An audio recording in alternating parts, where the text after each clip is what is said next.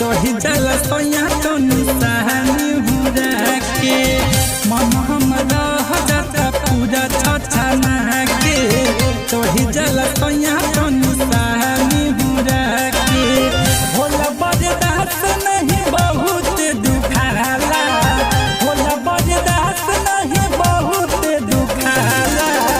सखी रे सखी जब भीतर ले जाला सखी रे सखी जब भीतर ले जाला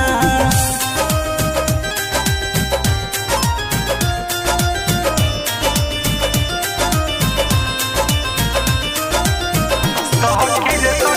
जब भीतर ले जाला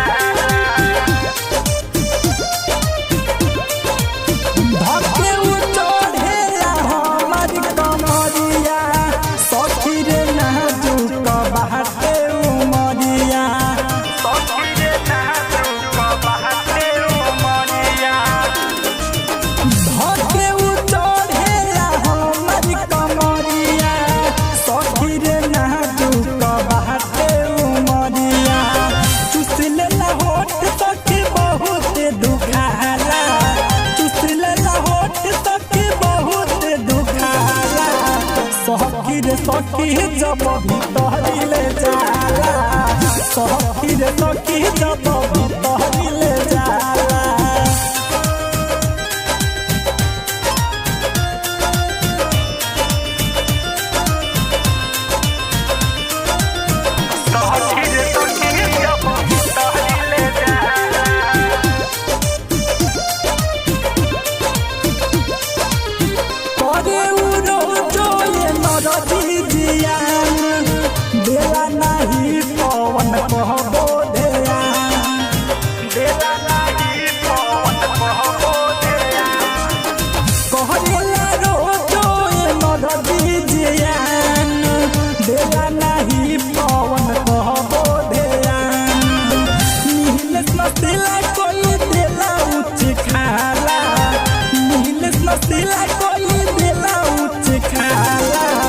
सखी रे सखी जब भीतर ले जाला